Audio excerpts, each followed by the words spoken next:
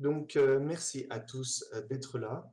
C'est notre premier amas pour la guilde Pings sur Star Atlas. Donc, on ouvre la guilde Pings pour Star Atlas et commence à avoir des modules jouables et bientôt des modules où on pourra gagner.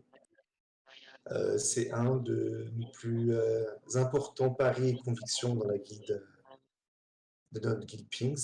On est très bien positionné dessus. Moi, je suis un maximaliste de Star Atlas, ce que me dit Valadax.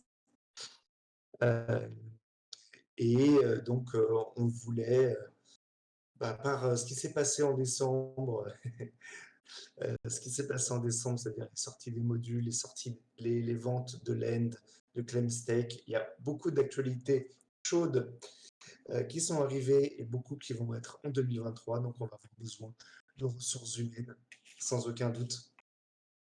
Et donc, je suis accompagné de mon cher ami Zombie, qui est lui aussi un maximaliste de Star Atlas, n'est-ce pas? Je suis moins FOMO que toi quand même. Un peu quand même. Effectivement, je FOMO, mais c'est pas forcément du FOMO, c'est du in case of, je dirais, qui n'est Donc, pas exactement la même stratégie. d'ailleurs, petite question, qui part de zéro côté Star Atlas, c'est-à-dire qui n'en a vraiment pas entendu parler? À la rigueur, vous faites un petit emoji wave là comme ça. Ah oui, il y a un qui a levé la main, C'est deux, moi.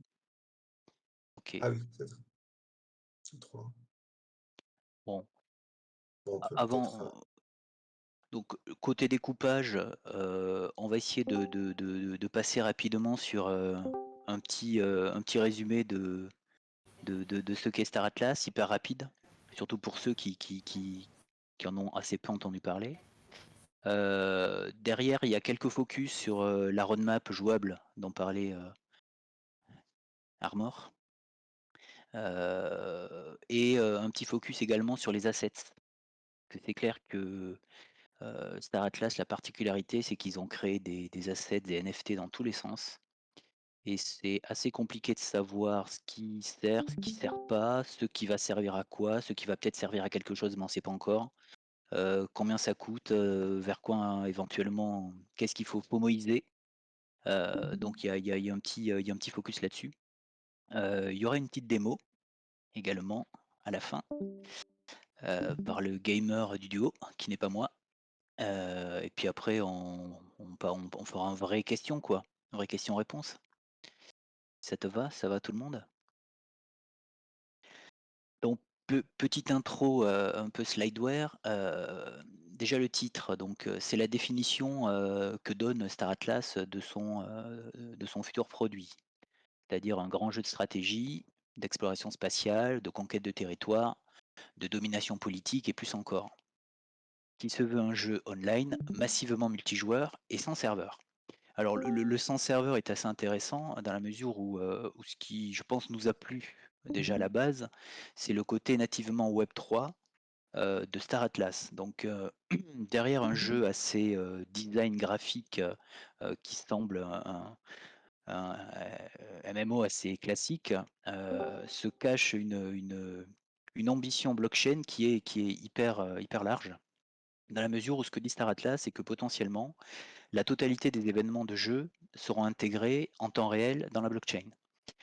Ce qui signifie que potentiellement, donc imaginez un jeu avec des vaisseaux, une galaxie, etc.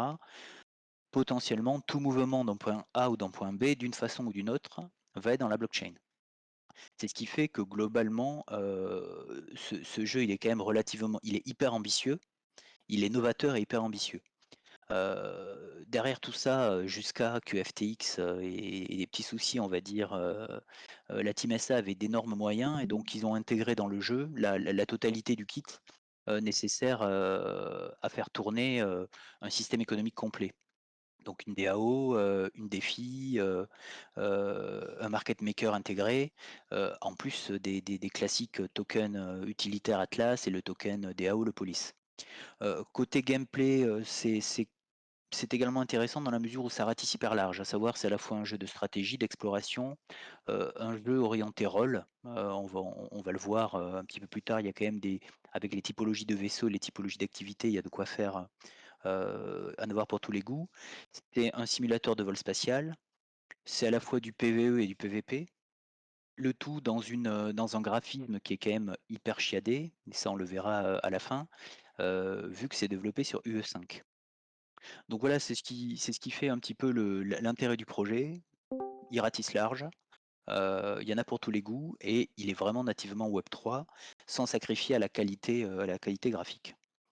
Quand on commence, sur Star Atlas, un truc qu'il est important également de signaler, c'est que, globalement le projet, il faut le voir en 3 lignes de développement. Il y a un premier stream de développement qui est vraiment purement UE5, celui que vous verrez à la fin, qui est le qu'on appelle le showroom. Donc qui actuellement est en version démo, qui s'enrichit un petit peu tous les jours avec le client Epic Games, dans lequel les développements, donc on est au R2 si je dis pas à la deuxième release, si je dis pas de bêtises, Ouais. où le développement c'est vraiment cinématique. Donc on va y trouver, on peut déjà commencer à l'utiliser, de la simulation de vol, de combat, des courses de vaisseaux. Il travaille également toute la partie design des assets, c'est-à-dire, les vaisseaux. Alors, vous allez voir si vous allez faire un tour un petit peu sur ce qu'on trouve sur le web, vous allez voir que le design des vaisseaux, il est quand même hyper chiadé. Les vaisseaux, seront chiadés à la fois en design 3D, c'est-à-dire intérieur, extérieur. Ça sera à la limite, certains vaisseaux seront des petites villes, voire des grosses villes. Il travaille également sur toute la partie design, quoi, infrastructure, planète, et il travaille sur l'intégration des événements de jeux on-chain. Donc ça, c'est la partie showroom. Le produit showroom qu'on peut tester déjà avec UE5 via Epic Games. Il y a une deuxième ligne de développement qui va être assez intéressante à court terme, c'est les mini-jeux sur navigateur. Je pense que le parti pris de Star Atlas est de dire ils ne peuvent pas bosser sur tout en même temps. Et donc ils ont pour objectif de réaliser, on verra la roadmap plus tard, des mini-jeux sur navigateur qui vont permettre de mettre en place l'économie, de mettre en place toute la partie stratégique du gameplay, la gestion des carrières, la gestion des XP, la gestion des LP, et également un premier niveau de colonisation du système planétaire. C'est-à-dire, petit à petit, le claim d'une planète par une faction, le claim d'un morceau de planète d'un secteur par les joueurs, etc., etc. Et il y a un troisième stream où il y a un petit peu de tout, dans lequel ils ont commencé par développer la marketplace, on va pouvoir acheter tous les assets qu'on verra après. Ils commencent à monter une DAO, donc pour le moment la DAO c'est plus du stacking de police, mais on voit déjà apparaître les fonctionnalités qui vont être les droits de vote, hein, tout simplement. À la cible, la DAO elle est censée prendre des décisions. Et ils développent également un SDK, donc un kit de développement logiciel, parce que leur ambition c'est également de permettre aux développeurs de développer leurs propres add-ons, leurs propres applications, que sais-je, leurs propres outils, en lien directement avec Star Atlas. Ce qu'il dit, c'est qu'il considère que le kit de développement qu'ils mettent à disposition va permettre d'économiser 80% du temps de développement pour pouvoir développer des petites applis en lien avec le projet global Star Atlas. Donc voilà, donc en termes de game, en termes de jeu, ce qu'il faut imaginer, c'est que voilà, on a vraiment UE5, qui va être un jeu, on va le voir très graphique, très, on va dire, du jeu ludique, hein. Moi, j'ai pas la bonne terminologie en termes de jeu, hein, Armor, mais en parallèle également du mini-jeu, dans lequel on va retrouver, quelque chose de plus classique, Web3, certes sur navigateur. On a déjà eu Score, donc Score on l'a eu il y a à peu près un an quasiment, même plus d'un an. Score c'était basique, hein, c'était du stacking de vaisseaux et l'arrivée des R4, donc des 4 ressources principales du jeu, fuel, bouffe, hein, munitions et kits de réparation. Donc globalement, on a des vaisseaux, on les ravitaille tous les X temps, et ces vaisseaux, ils rapportent de l'Atlas, avec un API qui, a eu été meilleur, mais qui reste, totalement raisonnable. Donc voilà ces 3 lignes. En fait, c'est ça, c'est que le Ouais. jeu, il est extrêmement ambitieux et puisqu'en fait, l'objectif, c'est de créer, un monde parallèle, un vrai métaverse spatial avec peut-être, une infinité, heu, de planète, c'est vraiment extrêmement ambitieux, et dans un design très réel sur la blockchain.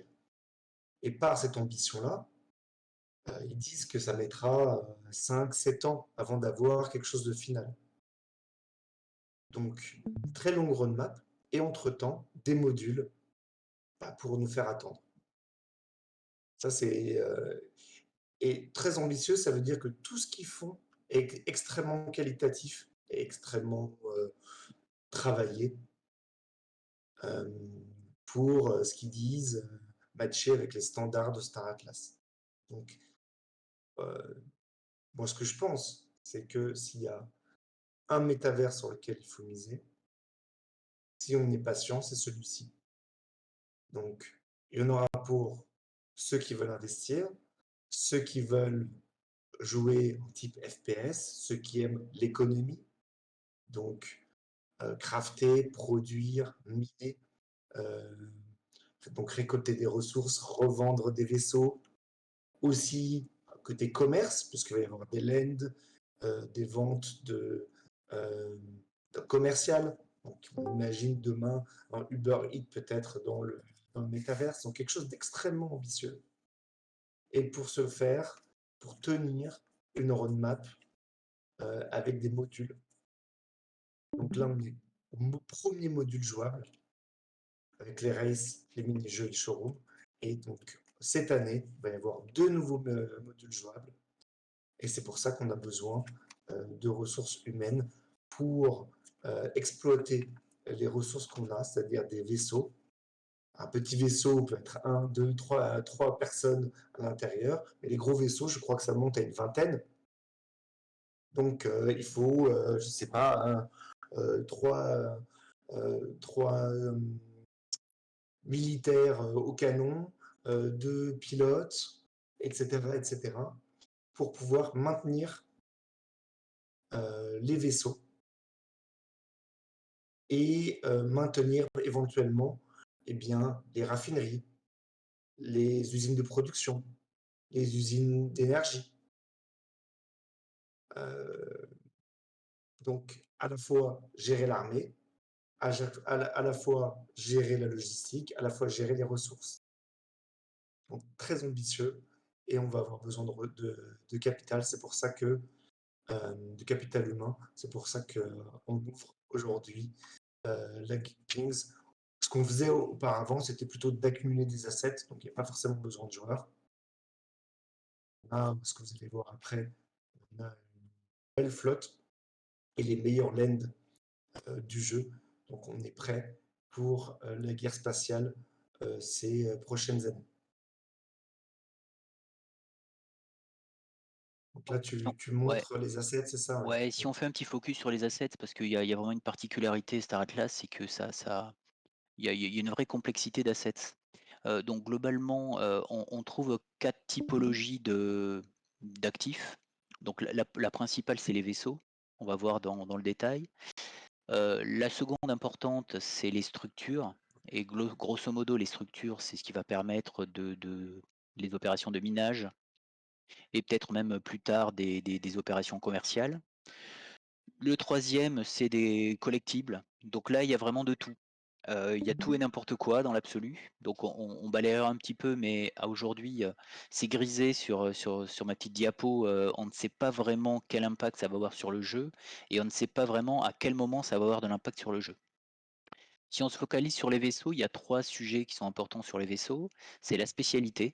Et là déjà on voit la première notion de jeu rôle, de rôle dans Star Atlas, c'est que le gros des troupes en effet c'est du fighter, mais on va également avoir des vaisseaux de course, des vaisseaux de collecte de données, des bombardiers, des vaisseaux de transport de troupes, des vaisseaux de transport de marchandises, des vaisseaux de pirates, hein, de pirates de l'espace, et des vaisseaux, on va dire, utilitaires, de secours, de réparation, ou de refuel.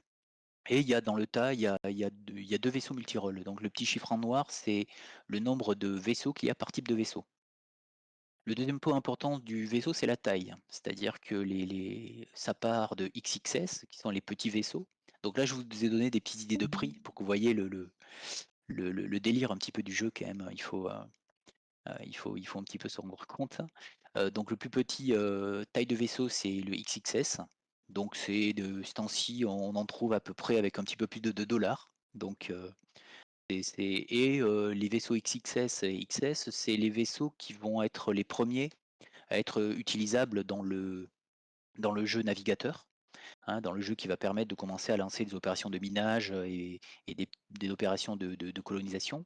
Il y a tout un système de points de loyauté qui vont faire que plus vous allez être actif dans le jeu, plus votre user va avoir des points de loyauté et vous allez pouvoir utiliser ces points de loyauté pour les affecter votre, à vos caractéristiques de joueur. Alors ça peut être avoir plus de flotte de vaisseaux en parallèle, ou alors une taille de vaisseau utilisable dans le jeu qui est plus grosse, etc. etc. Et petit à petit, on va dire, ça va permettre d'engager de plus en plus de gros vaisseaux. Donc vous voyez les idées, hein, le prix d'entrée des vaisseaux XXS, c'est un petit peu plus de 2 dollars. Les vaisseaux les plus chers, c'est les titans. Donc, il y a 3 types de titans avec une quantité de 1 par type. Donc, en fait, il y a 3 vaisseaux titans qui, aujourd'hui, sont à 5 millions de dollars. S'il y en a qui sont intéressés, n'hésitez pas. Donc voilà, et le troisième point sur les vaisseaux, ça va être les modules, où là, ça va être, c'est encore un peu tôt pour le dire, mais dans le gameplay, ça va être important. Et il y a des vaisseaux qui sont un petit peu plus musclés, soit sur du transport, soit sur de la vitesse, soit sur la capacité de faire des sauts spatiaux, soit sur de l'armement. Euh, et le croisement du type de vaisseau, de la taille du vaisseau et des modules additionnels va permettre de vous donner un rôle particulier en tant que joueur. Deuxième type de structure, donc les vaisseaux qui sont en vert, on va le voir dans la roadmap, c'est ceux qui semblent utiles dans un premier temps, à savoir les rôles, le jeu par rôle va être activé, on va dire, au fil du temps et on va peut-être l'attendre un petit peu. Alors peut-être pas des années, mais au moins des mois quoi, ou des trimestres. Donc voilà, en vert, on pense que l'utilité de ces vaisseaux court terme est réelle. En jaune, ça va arriver assez vite, hein. En orange, je pense qu'il va falloir attendre un petit moment. Donc deuxième catégorie, les structures. Donc là, c'est basique, c'est le minage. Donc globalement, dans une version ultérieure, on pourra claim une parcelle, un land, au moins une zone, et on pourra installer des structures pour exploiter et extraire les ressources qui seront après craftables pour faire des produits manufacturés. Donc là, le système de claim, de stake, c'est des tiers. Donc là, de la même façon, le tiers 0 est relativement accessible. Le tiers 1, il commence à bien piquer. Et le tiers 5 qui va être euh, je me suis raté sur les prix, hein, ceci dit, je Oui, c'est pense. l'inverse. Ouais, C'est j'ai inversé l'inverse. les deux, autant pour moi. Ouais, c'est ça. Donc voilà, plus le tiers est petit, plus c'est accessible. Donc en général, sur Star Atlas, le premier tiers est assez accessible. Le dernier tiers est quasi inaccessible, quoi. Et donc les deux dernières catégories qui sont les collectibles et les access. Alors là, on trouve à boire et à manger. Ça va d'éléments pour la gestion du crew. Il y a des posters, il y a des skins, il y a des humains. Alors on imagine que ça peut remplacer un joueur. C'est un petit peu des joueurs automatisés. Mais à aujourd'hui, sur la partie access et collectible, on n'a à peu près aucune idée de ce à quoi ça va servir et du moment où ça va entrer en jeu. Donc bon, on en a quand même acheté quelques-uns, hein. On a quand même un peu FOMO sur tout, quoi. Mais c'est vrai que là, c'est une bouteille à la mer, quoi. C'est un peu un pari. Ouais, c'est clair. Euh, donc, il y a quelques questions. Ouais. Rodo, ouais, Star Citizen, alors je connais juste, j'ai jamais essayé, mais de ce que j'ai entendu du projet, oui, ça y ressemble. Je pense que Star Citizen avait aussi une grande ambition. sauf qu'ils ont démarré plus tôt et donc ont une technologie qui leur fait prendre beaucoup de retard par rapport à UE5, qui est vraiment la dernière technologie, qui est même en bêta. Et aussi en termes de moyens, Star Atlas a eu beaucoup plus de moyens grâce à la levée sur NFT. Et ils ont eu accès à la dernière technologie qui est UE5 qui leur permet d'aller 10 fois plus vite. Ça, je cite hein, l'équipe de Star Atlas. euh, Quand on leur a posé la question, vous allez vous embourber comme Star Citizen. Je fais non, aujourd'hui, on utilise la technologie qui permet d'aller 10 fois plus vite que Star Citizen. Et on voit d'ailleurs ce qu'ils ont délivré en un an euh, est quand même très impressionnant. Euh, et donc, et en plus, évidemment, il y a un aspect blockchain et NFT qu'il n'y a pas sur Star Citizen. Aussi, moi je suis un joueur de StarCraft, donc il y a aussi une idée euh, d'une économie qui ressemble à StarCraft. On récolte des minerais, des ressources, et grâce à ça, eh ben, on fait de la production d'armées et on essaye de conquérir la map, qui est en l'occurrence un univers. C'est les deux parallèles qu'on pourrait faire, je pense, qui sont peut-être les plus proches Star Citizen et StarCraft sur le jeu. Euh, Est-ce que tu as quelque chose peut-être, ouais, zombie qu'est-ce que tu penses de Star Citizen, Star Atlas et StarCraft? Absolument rien. Ok, Et ça, c'est ton job, ça. ok. Peut-être que tu avais quelque chose à Non, dire. mais c'est vrai qu'il y a aussi beaucoup qui l'ont comparé à EVE Online. Oui, Heu, heu, c'est un grand débat. Disons que moi, ce que j'en ai retenu, hein, mais plutôt des analyses de tiers, quoi, c'est que l'ambition est beaucoup plus forte, mais l'esprit est le même. Voilà, l'esprit est le même dans le sens où c'est vraiment, le but du jeu, c'est une map, infinie, et avec une économie, au moins un gameplay qui se suffit à lui-même et qui s'alimente de lui-même. Donc, il y a ceux qui disent, ça va être très proche de Star Citizen, il y a ceux qui disent, c'est hyper proche de EVE Online. Il y en a qui disent que pour l'économie, c'est plutôt Star Citizen, pour la partie combat, ça va être plutôt, EVE Online. Donc il y a voilà, mais on reste, dans quelque part dans la même famille. Moi, c'est ce que j'en ai compris, quoi. tout à fait. Il y a d'autres questions. Est-ce qu'on pourra jouer avec un vaisseau de petite taille et quand même survivre dans l'univers? Alors oui, il faut savoir qu'il va y avoir trois zones. Il y en aura pour tout le monde. Une en sécurité, où tu pourras, par exemple, dans le showroom, tu seras en sécurité dans ton petit vaisseau, où tu pourras faire des quêtes, faire des races, peut-être même faire de l'entraînement de combat. Peut-être juste aussi faire de la production, du crafting, du minage. Tu seras en sécurité. Après, il y a une zone médium où, il y aura des protections, des canons. Donc, tu seras un petit peu en dehors du showroom. Tu seras, comment on dit, medium space, c'est ça? C'est la zone médium? Medium Risk Zone, MRZ. Ouais, c'est ça. Et donc là, tu pourras être détruit, mais tu pourras revive. Et il y aura une deep zone, High il me Risk semble, Zone. Ouais, high zone. ouais. Et là, par contre, tu seras dans le deep space. Et si tu te fais détruire, ton vaisseau, ton LT sera détruit à tout jamais. Donc, c'est Encore Burn. embêtant si tu as un Mmh. titan. Oui, ce sera burn, évidemment. Donc, à chaque compétence, pouvoir de guide, risque que tu veux prendre, mais tu pourras évoluer clairement avec un petit vaisseau de petite taille et seul.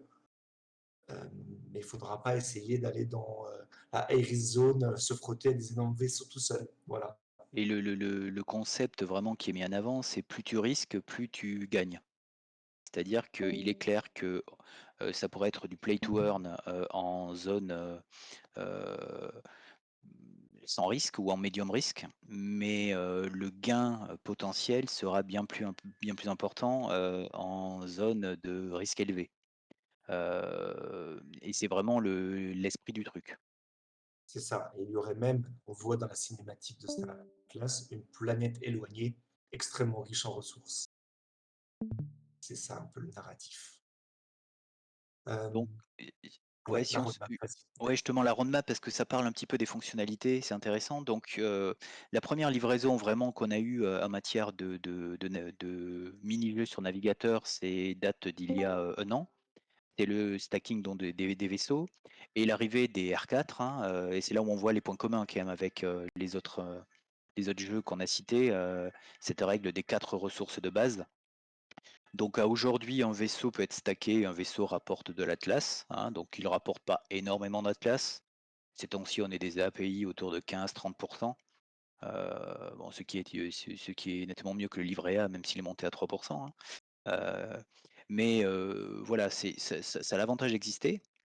Ce qu'on attend donc pour le premier trimestre de cette année, c'est la première version de Sage, donc c'est-à-dire la première version du mini-jeu qui, en termes de mécanisme économique, va commencer à converger vers la solution, le jeu final. Et donc, dans un premier temps, il l'appelle Sage Tech parce qu'elle sera sur un DevNet. Elle ne sera pas sur on jouera pour de faux. Donc sur une blockchain de test Solana, c'est-à-dire avec quelque part des faux Atlas, des faux polices et on pense qu'on pourra jouer avec nos assets, mais sans risque. Et les premières infos, les premières fonctionnalités qu'ils vont mettre en place, c'est déjà positionner les 3 factions.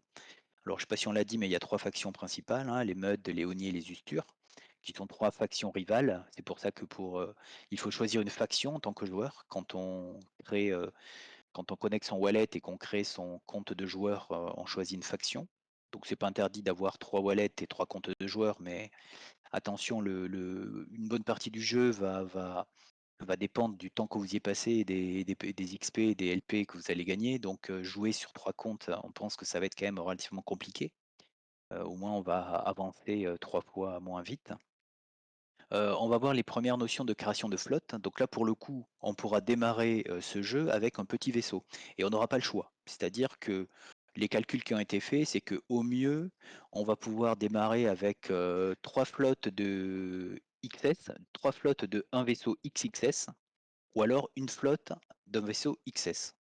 Donc on va dire que en Sage Tech, au tout début du jeu, on va pouvoir jouer avec 10 balles, ce qui est plutôt accessible. On va commencer à poser les bases stellaires, c'est-à-dire les 3 factions vont commencer à 3 points opposés de la map et on va commencer à essayer de monter des bases et de gagner petit à petit des étoiles, de mettre une station stellaire sur une base stellaire sur l'étoile, pour après pouvoir exploiter les étoiles et les petites planètes, on va dire, environnantes. Et pour ça, on va pouvoir faire du minage. Donc pour le moment, ça sera du minage simple, à savoir du minage par vaisseau. Vous arrivez à votre vaisseau, un endroit où vous avez le droit de miner, une barrière d'astéroïdes ou alors une étoile qui appartient à votre faction, qui est sous la domination de votre faction. Et vous allez pouvoir commencer à miner les R20, c'est-à-dire là les 20 ressources secondaires, on va dire, en consommant des R4, les 4 ressources primaires. Donc globalement, votre vaisseau, il va consommer de la bouffe, du fuel, des munitions et des kits de réparation pour pouvoir aller crafter des ressources, des ressources R20. Alors il y a tout un tas de trucs, j'ai pas mémorisé la totalité, mais ça va du diamant à l'acier, etc. Donc ça, c'est la partie tech. Ensuite, petit à petit, on va passer sur pré-alpha, V0, V1, V2, V3, V4, et à chaque étape, on va rajouter des fonctionnalités. Alors là, les dates, c'est des dates maison, hein. C'est une version un petit peu optimiste, euh, qui est quand même, bien qu'étant optimiste, nous amène sur 3 ans, quoi, hein, quand même. Donc, première étape, la pré-alpha arrive, ce qui va être intéressant, a priori, le prêt de vaisseau. C'est encore relativement obscur, mais on peut imaginer qu'avec cette pré-alpha, on a déjà une première notion de Scholar. Star Atlas parle de multi-wallet ou de multi-utilisateur sur un wallet. Et donc là, on se rapprocherait de ce que disait Armor, à savoir la capacité d'embarquer des joueurs en tant qu'équipier sur un vaisseau, qui lui-même va faire des missions, va gagner de l'Atlas, va gagner des points de XP, etc., etc. Et on va voir les premiers niveaux là, on aura accès à la MRZ, donc c'est la Medium Risk Zone, zone où vous pouvez vous faire endommager votre vaisseau, mais pas le perdre complètement. avec des premiers niveaux de combat, mais plutôt PvE. C'est-à-dire on ne sera pas sur du PvP, mais là on ira combattre contre des factions un petit peu rivales, contre ou des factions secondaires. Donc il y a également quelques factions secondaires qui vivent dans ce système planétaire. Et on aura des premiers niveaux de déplacement. Donc ça sera du déplacement d'étoile par étoile et a priori pas du déplacement d'un bout à l'autre de la map au travers de portes qui sont les Star Pass. Et puis voilà, petit à petit, Sage V0, alors on a espoir d'avoir un Sage V0 en 2023, où là va arriver l'économie, c'est-à-dire qu'on va pouvoir commencer à revendre les ressources, à peut-être gagner de l'Atlas grâce aux actions, que ce soit les actions de minage ou autres. Et on commence à voir une convergence entre le showroom et le gameplay du navigateur. Alors là, questionnement, on ne sait pas quelle forme ça peut prendre, mais il n'est pas inenvisageable que la partie base soit un petit peu habillée de ce qui aurait été développé sur le showroom, sur la partie US5. Mais là, c'est vraiment un gros point d'interrogation. Ensuite, bon là je pense qu'on est dans un an. Sur 2024, on pourrait imaginer, avoir vraiment un système de land, de claim et d'économie de land. C'est-à-dire, avoir des concessions, poser les claim stakes, sur des bouts et commencer à faire de la vraie exploitation, de la vraie structure. Et là, ça serait pas les vaisseaux qui mineraient, mais ça serait vraiment les infrastructures de minage qui mineraient, les vaisseaux qui arriveraient dans l'atmosphère de la planète pour récupérer ce qui a été miné, repartiraient à la base pour vendre ou crafter des objets et lancer une petite économie. Et c'est qu'avec avec la version V2 qu'on va commencer à voir les carrières, la spécialisation, ceux qui voudront être transporteurs, ceux qui voudront être pirates, euh, et voilà, voir arriver les premiers usages des collectibles, notamment les permis et les licences. Ensuite, Stage V3 va être en travail autour de l'équipage, des activités dans les stations de l'espace, du crafting avancé, du commerce, pour finalement arriver à la Sage V4 qui, a priori, est on aura la panoplie complète de l'économie et on a notamment l'accès à la zone à haut risque avec des vrais combats PVP, avec des vrais risques de perdre et d'avoir une destruction complète de son vaisseau. Voilà, j'ai essayé de faire court, hein, pour pas que ça fasse trop court, quoi.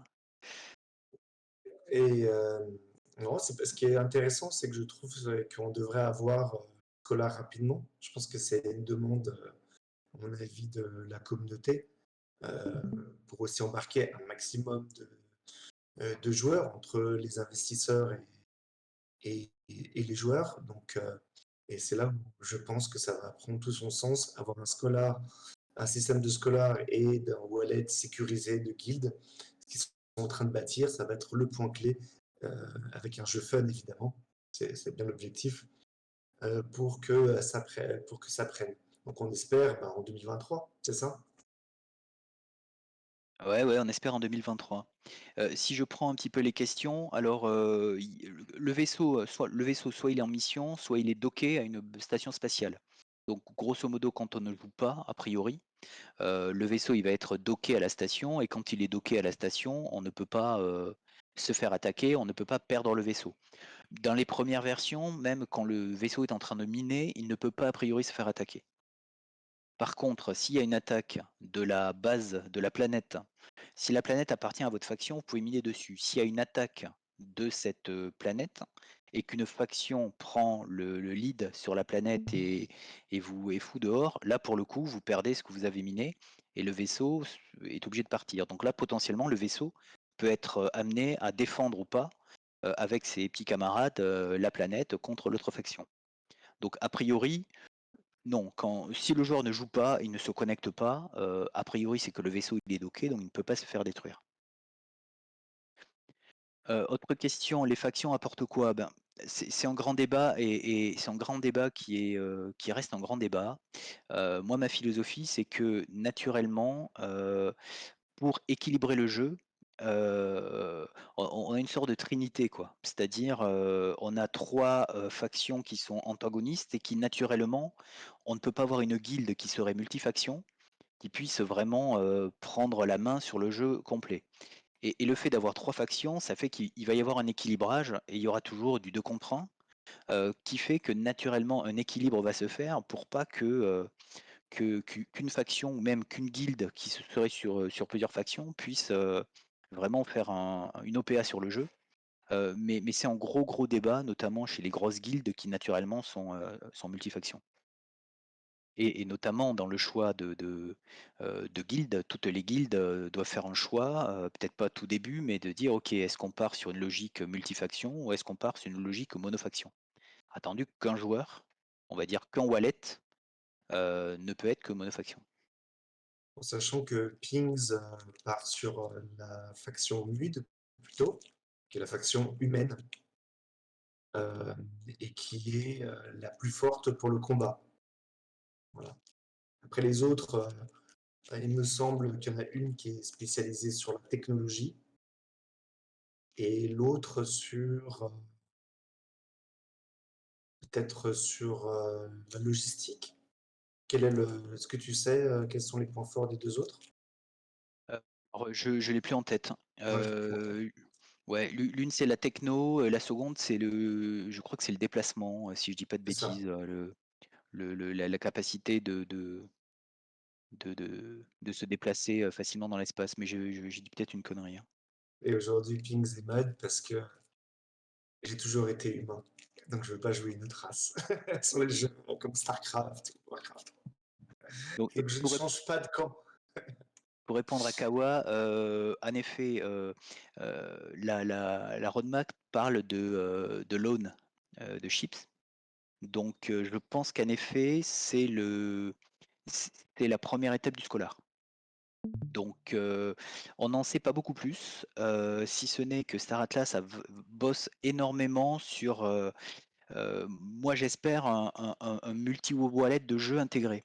À aujourd'hui, les wallets multisig, ils sont, utiles pour de la gouvernance, mais de tokens. C'est-à-dire, voilà, on gère des fonds et on a une double, triple, quadruple validation quand on veut faire un swap ou quand on veut faire un transfert. Mais la plupart des wallets multisig, enfin tous les wallets multisig, moi, que j'ai creusés, il y en a aucun qui peut être joué en multisig. Et j'ai l'impression, et il y avait eu des tonals qui avaient été intéressants là-dessus, que Star Atlas est en train de développer un vrai wallet multisig intégré au jeu, qui permettrait de dire j'ai un wallet avec un gros vaisseau, mais potentiellement plusieurs joueurs qui peuvent utiliser l'actif qui est sur ce wallet. Ouais, tout à fait. Ils sont en train de développer ça et aussi un système de DAO très poussé. Donc ils font un énorme travail d'innovation technologique qui pourront peut-être même servir à d'autres jeux métaverses et autres pour pouvoir embarquer un maximum de joueurs de façon fair et sécurisée. Évidemment, les assets coûtent très cher. La transition est bien trouvée. Quel est le total des actifs dans Pings? Aujourd'hui, on est à peu près à 50 000 dollars. Et il y a un wallet unique, donc je vais mettre le lien. Et vous pouvez regarder les assets qu'il y a dedans. Au-delà de la valeur, puisque vous savez qu'on a été en bear market et les valeurs se sont bien faites massacrer pendant l'année 2022. On a les actifs les plus rares. Donc, on a par exemple un Sri Arrow, il n'y a que 100 exemplaires. C'est les plus gros vaisseaux après les Titans qui sont uniques. Il n'y en a que 100 exemplaires. Et qui ont été vendus 100 000 dollars à l'époque. On a aussi des tier 5 de Claim Stake, donc pour récolter les ressources. Donc aussi le tier 5 de Claim Stake, il n'y en a que 69. Et puisqu'on les a achetés sur le marché primaire, on va avoir des airdrops de Space Station et de Mining Drill qui vont aller avec les Claim Stake. Donc on peut dire qu'on est très très bien équipé quand il y aura des choses à faire sur les lands ou dans l'espace pour combattre. Et donc, Pour voilà, répondre, avec ce lien-là, tu as accès à tout le wallet et c'est en temps réel, évidemment. pour répondre à Demetra, donc la DAO est assez bien réfléchie, c'est-à-dire qu'elle va fonctionner en DAO et sub-DAO. Et globalement, les capacités de earn vont être au niveau sub-DAO. C'est-à-dire que globalement, il va y avoir un partage, un budget affecté à chacune des factions. Et globalement, une faction qui serait moins nombreuse le joueur aurait la capacité de gagner plus. Donc naturellement, je pense que la team, ce qu'elle veut faire, c'est qu'il y ait un équilibrage naturel pour que les nouveaux joueurs aillent plutôt vers les factions sur lesquelles ils peuvent gagner plus. À aujourd'hui, quand on regarde, c'est relativement équilibré. Alors, c'est pas déséquilibré. Alors, j'ai pas regardé depuis un petit moment, mais les MUD étaient quand même un petit peu dominants, mais pas forcément. Et donc l'idée, c'est en effet, la team compte sur un équilibrage un petit peu automatique, si on peut dire. Pour répondre à Elianis, alors ça dépend des jours. Globalement, il y a des petits écarts entre les assets en Atlas et en USD, mais l'écart est relativement infime. Euh, J'ai lancé la démo, si vous allez sur mon stream. Bon, après, on peut continuer à répondre aux questions. Mais du coup, si vous voyez mon écran, je ne sais pas si c'est fluide. je vais mettre le mien déjà. Ouais, Continue à répondre aux questions hein, pendant que tu. ouais, ouais. La supply des vaisseaux est définitive pour la plupart des vaisseaux. Il y a encore quelques vaisseaux qui n'ont pas été mis en vente, mais globalement, les supplies sont affichés et a priori définitives. Donc Zeus a été dit, la faction c'est Mud chez Pinks. Oui, Ah, ce qui est définitif, évidemment, il y a certains vaisseaux qui ne vont pas l'être, hein, les vaisseaux ne vont pas l'être. C'est juste que c'est dans le long terme, on pourra les crafter, hein. C'est juste c'est ce qui permettrait de balance. Donc, clairement, les vaisseaux n'ont pas une supply définitive. Enfin, sauf si erreur de ma part, hein. Mais le but, c'est bien d'en crafter et de les refondre fonctionnellement. par contre à la cible, le crafting de gros vaisseaux semble quasi impossible à la EVE Online d'ailleurs, où il faut des mois et des mois pour crafter un gros vaisseau quoi. Ouais, c'est ça. Ouais, ce sera possible, mais ce serait extrêmement difficile sur les gros vaisseaux. Alors, je Oui, rentre dans le vaisseau, là, justement. Je sais pas si vous voyez mon stream, tu vois? Zombie, attends, toc toc, c'est attends. fluide ou pas? Ouais, c'est pas top, mais ça passe. Ok. Bon, je vais rentrer dans le vaisseau. Là, je suis dans le showroom, hein, donc l'espèce de garage, une sorte de mini-map de ce que va être l'univers, hein. Vous voyez que c'est quand même assez joli. Le soleil se couche sur la planète Armor, parce que la planète va s'appeler par mon pseudo, hein, puisque Cours pas trop vite, je, marche serai- plutôt. je serai l'empereur de Star Atlas. Dédicace Valadax. Donc, je suis dans mon vaisseau et je vais aller. Donc là, typiquement, on est dans le showroom, c'est-à-dire c'est le stream de Ouais, c'est développement ça. qui travaille sur le design et qui, à la cible, doit permettre de designer comme ça la totalité des vaisseaux. Là, c'est un tout petit vaisseau. Je sais pas dans quoi tu es rentré, j'ai pas fait gaffe. C'est celui de démo, là, la démo. Donc là, je suis en train de voler. Voilà. Voilà, pour situer, ça doit être un XXS. Il y a les plus gros vaisseaux sont des villes hein, à part entière, avec même des forêts, etc. quoi. Je ne maîtrise pas le vol, donc je vais très doucement. Un, je ne le maîtrise pas, et de deux, moi, je joue en reverse mouse, et il n'y est pas encore. Enfin, il n'y est pas. Voilà, donc là, je tire sur un gros vaisseau Tripide, qui est dans le un showroom. Y4 Ouais, Tripide. exactement. Qu'on a d'ailleurs dans le wallet. Il est beau, et il n'est pas de la même race, hein, donc il faudra le détruire.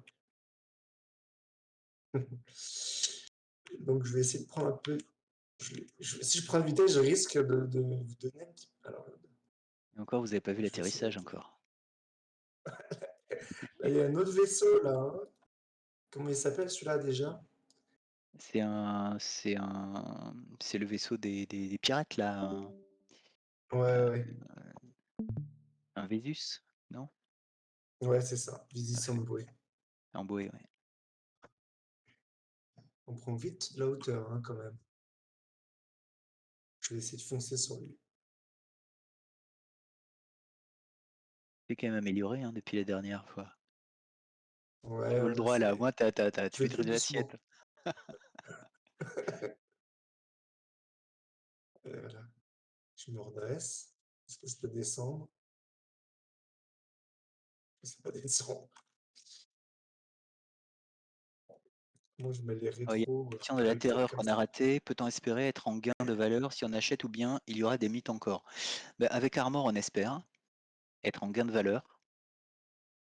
Parce C'est pas sorti. que bah, il vous a donné la valeur du wallet. Alors vous imaginez que grosso modo les actifs Solana ont fait un bon moins 80%, on va dire, ces derniers temps, quoi. Ouais, c'est ça. Donc vous C'est ça. pouvez rétro-calculer la valeur du wallet initial. Et À donc peu s'il près était en ça. gain, voilà, être en gain sur le wallet initial, ça commence à faire des montants sympas, quoi.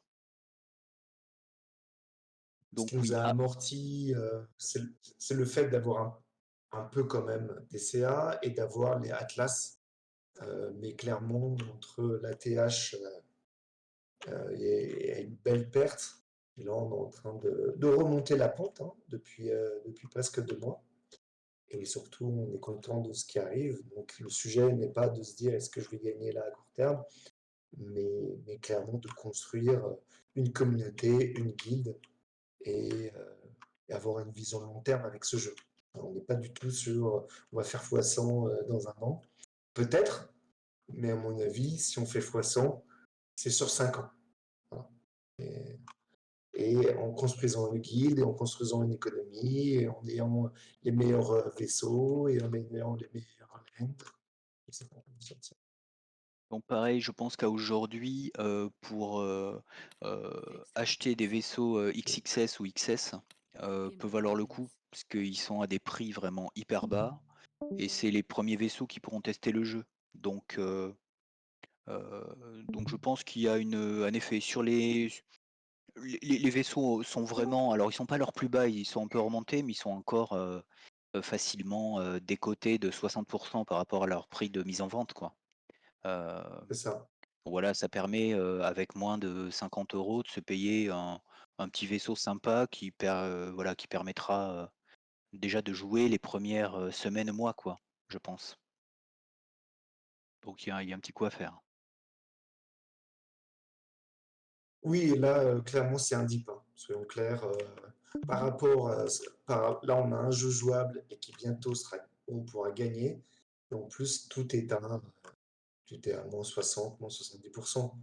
Donc, et puis après, il y a certains vaisseaux qui sont vraiment très rares. Donc, au moment où il y aura un choc de supply, je pense que il va se passer, il va y avoir des choses intéressantes sur le prix. Mais bon, même sur le moins 60, moins 70%, les vaisseaux restent chers, hein, soyons clairs. Moi, si je peux pas faire apparaître un vaisseau de la Sochaux.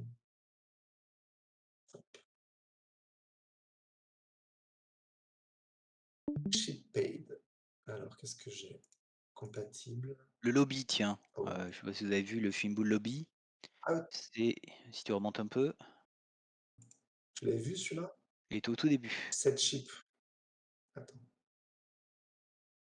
Je l'avais jamais vu. Ah ouais. Tu l'avais déjà vu celui-là? Non. Le transporteur? Ah oui, c'est le Packlight, c'est Voilà. Ouais. le, Ah, je le le, voyais plus gros. le transporteur de casseurs, quoi, fait avec Je des le pièces voyais de plus récup. gros. Mm. C'est pas le plus sexy pour. Moi, j'aime bien ce style-là. Qu'est-ce qu'il y a Mets le d'autre? lobby à droite. Le lobby, très bon petit Ah, le vaisseau. lobby. Ouais, très bon Le petit vaisseau lobby. pour. Ah, Là, ouais, très bon petit vaisseau ah je l'ai pour pas. démarrer le jeu. Donc c'est un XS, donc c'est Je l'ai pas. typiquement un vaisseau qui aura la taille pour démarrer le jeu et qui a la particularité d'avoir un module extra de fret. Et donc pour démarrer le jeu en minage, ça peut être assez sympa. Ah, le F4, j'aimais bien le design. Voir comment Et il est. idem, F4 qui est en XS ou en XXS? XXS, je crois. Oh, Là aussi, ça, très, très bon petit vaisseau pour démarrer le jeu. C'est un petit fighter ouais. qui sera ni trop grand ni trop petit pour les premières semaines et qui, je On pourra pense, jouer doit avec être celui-là. ouais, qui est à moins de 10 balles, je pense, si je dis pas de bêtises. Ah non, le F4, il vaut plus. C'est un rare quand même. Non, c'est le X4 qui est à moins de 10 Le- balles, autant pour moi. Ouais, le F4, je pense qu'il vaut quelques centaines d'euros. Celui-là, c'est un drôle, le Rainbow Home, qui sera un vaisseau de luxe. Et Rimbaud-Chi, moi, c'est ma spécialité, le Rimbaud.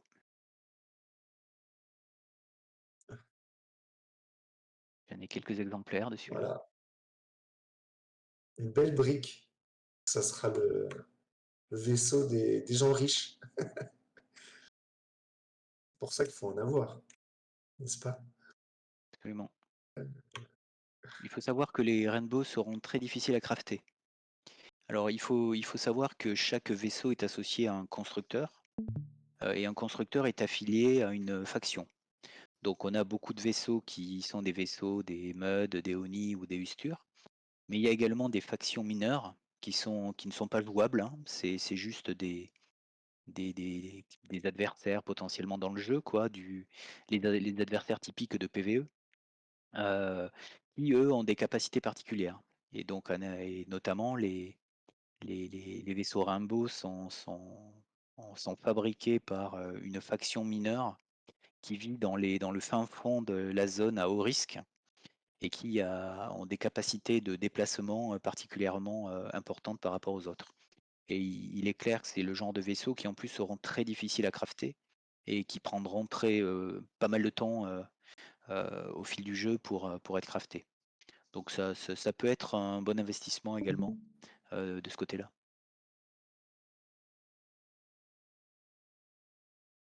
Après, on va peut-être essayer un peu la course. Je vais juste voir si je peux. Ah, c'est P. D'accord. Ah, c'est pour prendre un selfie, comme ça. Ouais, bon, une photo. Hop, voilà. Comme ça, on prend une photo. Et là, je vais faire apparaître un gros vaisseau. Bah, déjà, c'est un gros vaisseau, celui-là. Qu'est-ce qu'il y a sur celui-là? On peut mettre Ouais, le le Sriao, Sriaro. ouais. Exactement. Ah, par contre, je vais enlever. Alors le Sriaro, c'est une catégorie bomber. C'est un vaisseau ville, c'est-à-dire que je crois qu'un nombre de membres de l'équipage, c'est énorme. On pourrait mettre une guilde entière dedans. Et la capacité de ce vaisseau, c'est de terraformer les planètes. Grosso modo, vous arrivez à une planète, elle est occupée par des gens qui ne sont pas de votre bord. Vous lâchez une telle pluie de bombes que ça remet toute la planète bien au propre, et puis après, vous pouvez vous installer. Donc c'est assez marrant. Ce vaisseau, vous allez voir le design, il est hyper esthétique. Il est vraiment assez pur, quoi, très, très beau. C'est une sorte de coque de verre avec une forêt, un lac. Enfin, vraiment, c'est une petite ville. Mais en fait, son usage, c'est un truc de D'ailleurs, boucher, quoi. il n'a pas les textures, là, d'ailleurs. Ouais, c'est un truc de Là, boucher. il n'a pas les textures. Il n'est pas fini. On voit juste on voit la coque, mais il n'a pas les textures. Mais si vous regardez les photos, eh bien, en fait, on verra qu'il contient une ville végétale à l'intérieur de sa coque. Et puis une boîte de nuit, des choses comme ça, hein, évidemment. Il y a pas, dans les vaisseaux, il n'y a pas uniquement il y a aussi des vaisseaux de confort. On pourra avoir une salle de concert, une boîte de nuit, des commerces, Une donc galerie d'art. une galerie d'art. Donc, si vous voulez être barman dans le Schiaro, Par contre, le Ogrica, là, à mon avis, c'est juste de la fight, hein. Ça se voit d'ailleurs. Euh, pour ceux qui ont envie de tester, il y a déjà la possibilité d'être en leaderboard de la course de race. Je ne parle pas du dogfighting parce qu'il est assez buggé, mais il y a déjà des gens, des gamers qui font tout pour être dans les premiers leaderboards de la race. Donc je vais lancer le module. Je vais faire ce que je peux pour vous le montrer. Tu veux faire une Vu que je suis démo là en aussi? reverse mouse. Oui, mais je ne peux pas complètement nul, hein. Donc, à cause de la reverse mouse. Donc, ceux qui veulent, eh bien, ils peuvent déjà essayer de battre des records et être leaderboard, ce qui serait très bien pour Pings. Nice. Et dans notre guild, on a des très très bons joueurs de Counter-Strike déjà. Donc, je crois qu'ils vont essayer. Moi, je suis un joueur de StarCraft, donc je préfère récolter des ressources, produire et vendre et diriger. Pas cliquer pour tuer des ennemis. Moi j'ai qu'un bouton à ma souris, donc ça aide pas. Attention. Donc, ok. Donc là, je suis en over, je passe en flight mode. Et je vais doucement parce que pas que ça lag. Et je vais essayer. Là Ça va, c'est fluide. on voit déjà la structuration un petit peu de l'univers qu'on va pouvoir jouer dans les jeux navigateurs, avec des barrières d'astéroïdes comme ça qui pourront être minées directement parce qu'elles n'appartiennent à personne. Donc ça va être un premier moyen de miner, ça va être ces barrières d'astéroïdes. Et de temps en temps, on voit également une planète où là, la planète, elle ne peut être exploitée que si elle appartient à, à votre faction. Et donc si votre faction a le contrôle.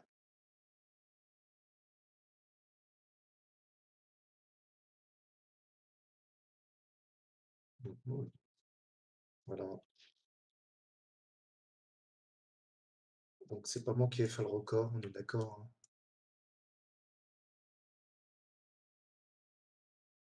Niveau Dax. Alors comment on a le contrôle d'une planète? Ça c'est très intéressant. Au tout début du jeu, pour avoir le contrôle d'une planète, il faudra avoir le contrôle de la starbase de la planète. Donc une planète qui n'aura pas de starbase, tous les joueurs, quelle que soit la guilde d'une faction, vont apporter des ressources pour la construction de ces starbases.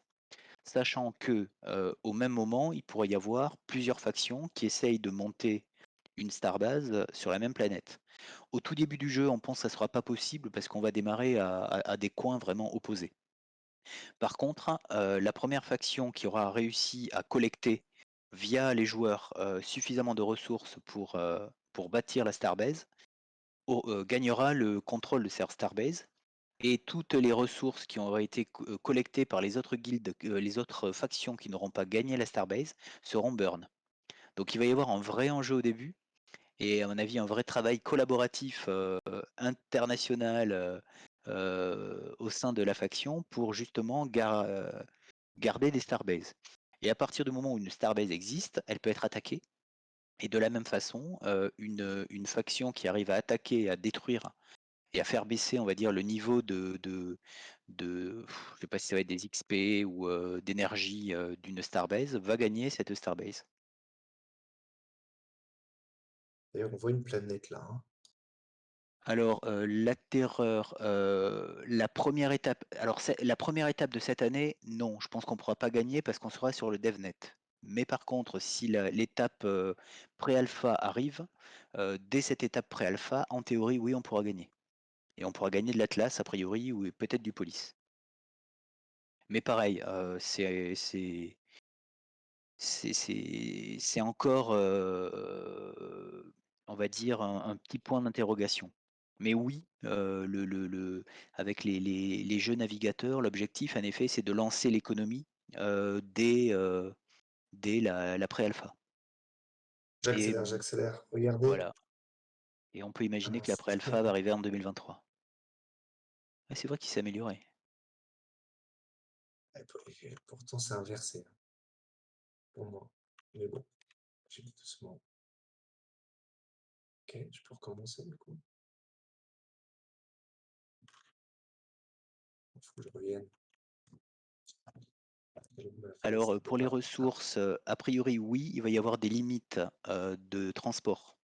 En fait, ton vaisseau, au début, va les miner. Ensuite, il va falloir que tu charges les ressources. Dans un second temps, ça sera les stations de minage qui vont miner pour charger ton vaisseau. Mais quand ton vaisseau a un stockage plein, tu seras obligé de repartir pour aller transporter tes ressources à la Starbase ou à la station centrale de ta faction pour les décharger pour revenir. Aujourd'hui, une vraie inconnue qu'on a, c'est combien de temps va durer une mission. Est-ce que le minage, notamment, ça va être une petite action à faire quotidiennement ou plusieurs fois par jour, c'est-à-dire tu te connectes 2, 3, 4 fois par jour pour envoyer tes vaisseaux, les ramener, les renvoyer, les ramener. Ou alors est-ce qu'il va y avoir plutôt du gameplay à faire sur une durée plus longue, c'est-à-dire il va falloir jouer 1 heure de suite pour aller miner, charger et revenir. C'est une vraie inconnue. Et a priori à la Starbase, à aujourd'hui, on ne sait pas s'il y a des limites de stockage. On pense que non. On pense que non. Pas sur ça. Ouais, c'est pas ça.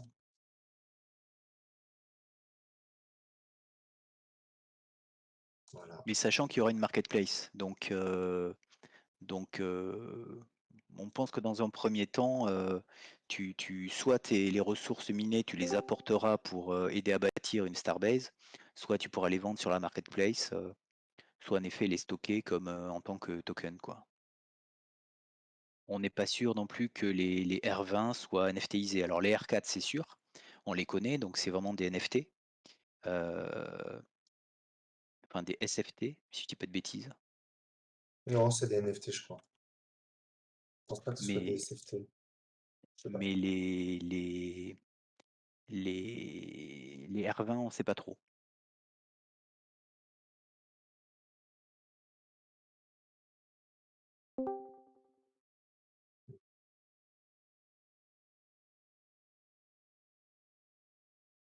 Alors Elianis, non, à aujourd'hui, il n'y a pas, on ne sait pas. Star Atlas parle beaucoup d'un système de scholarship intégré à la Genopets, c'est-à-dire vraiment d'une fonctionnalité qui est vraiment intégrée à l'applicatif et livrée par l'éditeur, quoi. Et on l'attend pour la pré-alpha. Donc on peut l'espérer cette année. Mais on ne sait pas quelle forme ça va avoir. Si c'est, il parle de prêt. Donc, est-ce que c'est une forme de location ou est-ce que c'est une forme d'affectation de Scholar à la Genopets ou une location à la BR1 difficile à dire aujourd'hui. Ou un wallet partagé, on ne sait pas trop. On peut gérer la vitesse. Là, vous voyez le 0 à gauche, là, 0 millisecondes. Si je fais la molette vers le haut, là, je fais dans le rouge. En fait, là, c'est la vitesse.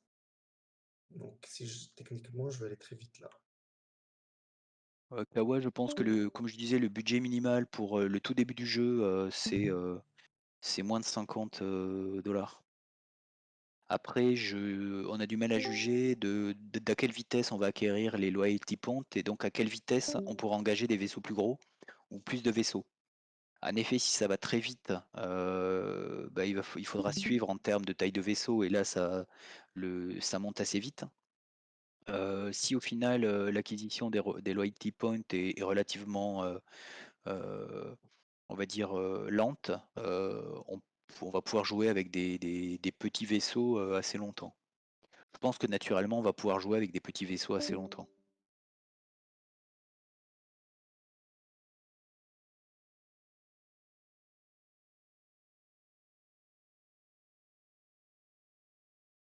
Alors, combien de Scholar Pings à envisager? Là, je te laisse répondre.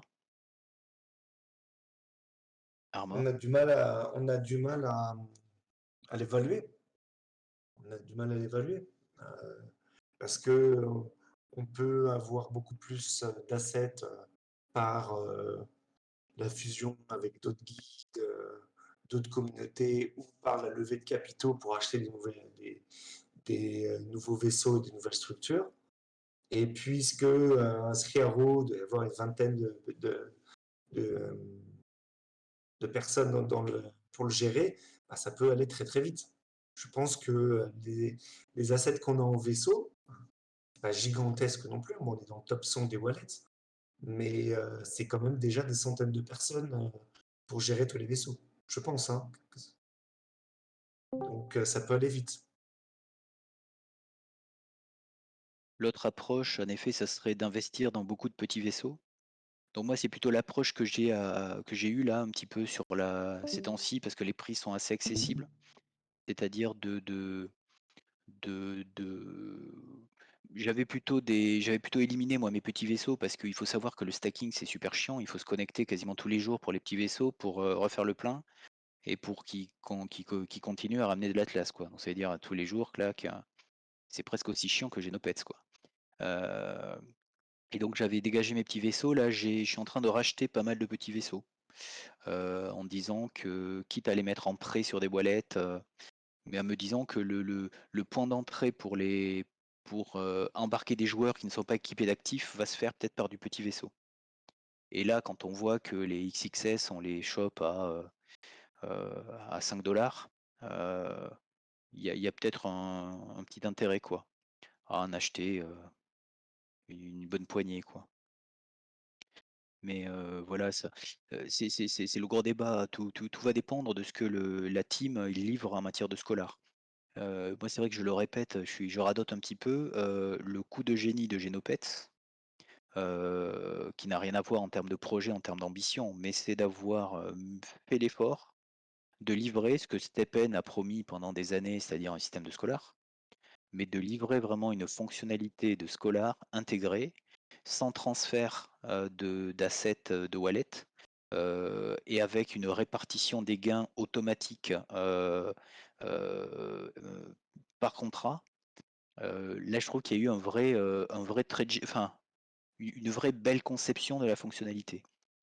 J'ai retrouvé également la même chose sur BR1, donc c'est une sorte de Battle Royale, bon, que je suis plus trop, mais j'ai encore des actifs dessus, où là, c'est un système de location. Donc, ils ont créé une sorte de marketplace de location, bon, qui ne fonctionne pas encore dans la mesure où le jeu il n'est pas encore réalisé, mais où voilà, on met son asset, on met un prix de location et le joueur va le louer pour 1 heure, 24 heures, 3 jours, une semaine.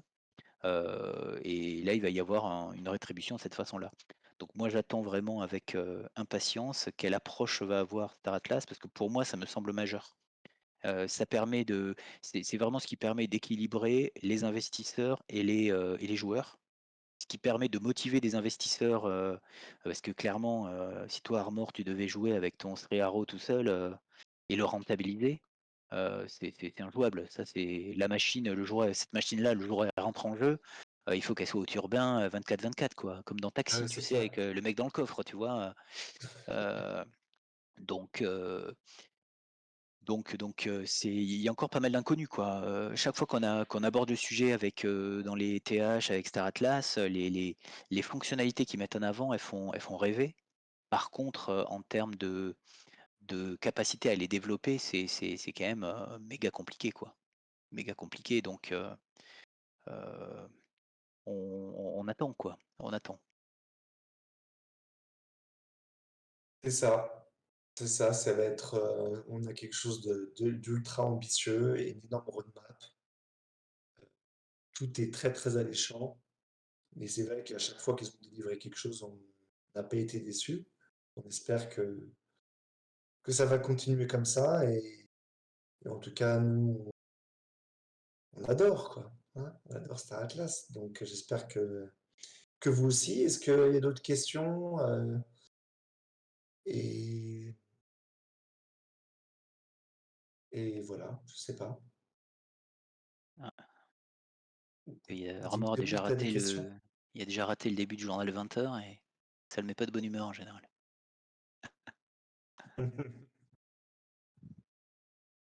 Je regarde plus le journal de 20 heures depuis que PPDA est parti. T'étais petit, hein? Claire Chazal. T'étais petit. Bah, avec plaisir. J'ai presque 40 ans. Ah, c'est le bel âge. Marié, Bon, ben super. Après, on pourra en effet refaire peut-être des focus plus ciblés. bien Là, sûr. l'idée, c'était de brosser une vue un petit peu générale, quel type de jeu, les étapes clés, le type de gameplay, les actifs. Mais bon, on pourra affiner après les discussions, quoi. Surtout, on est à votre disposition. Si vous avez des questions, vous voulez faire les choses concrètement. DIM 2000 aussi. Oui, Yanis, remets 200K. Donc il te reste quoi? 30K du coup, des 200 000 que t'as mis. Comme nous, quoi. Ouais, j'aime beaucoup ton pseudo, K. C'est un très bon pseudo, K. Ouais, n'hésitez pas à inviter des gamers aussi qui pourraient être intéressés par le gameplay, des joueurs de StarCraft, de Star Citizen, de EVE Online, n'importe quel gamer, venir sur le Sean Pings et on est capable de refaire des présentations à qui veut. Il va falloir commencer à faire aussi des rencontres interguildes. Ah ça, oui, c'est clair. Et Je oui, pense oui, qu'il va c'est falloir clair. collaborer. Ah, il faut absolument collaborer entre francophones, en fait, hein. Aujourd'hui, on est un peu dans notre coin. C'est lié au fait aux wallets qui sont pas encore sécurisés.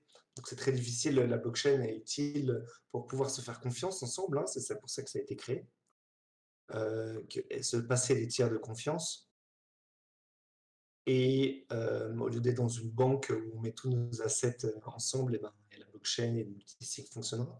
Donc quand Star Atlas arrivera à, à régler ça, je pense que c'est là qu'on va voir des magnifiques fusions entre les guildes et de la vraie collaboration. Et évidemment, l'idée, c'est que les francophones soient les meilleurs, hein, on est d'accord. On va redevenir, Alors, il faut on va savoir que les redevenir francophones, impérialiste. les francophones sont très mode, hein. Aujourd'hui, les principales guildes francophones sont mode. Euh, qu'on aille voir du côté des GGA, de Solaris chez moi, Tout à des fait. ex d'Eclipse, hein, euh, c'est très très francophone, c'est très mode. Bah, déjà, si on est de la même faction, ça peut aider, hein, parce que il y a alliance slash partenariat slash se mettre ensemble. Et si on est de la même faction et de la même langue et du même pays, ça aidera. On prend les Suisses quand même, hein. Hein, pour Ouais, Van, qui est francophone, déjà c'est bien. parti. On Ouais. prend les Suisses et les Belges, les Canadiens et tous ceux qui parlent français. Alors moi j'en connais trois, Elianis, quasiment monoprojet.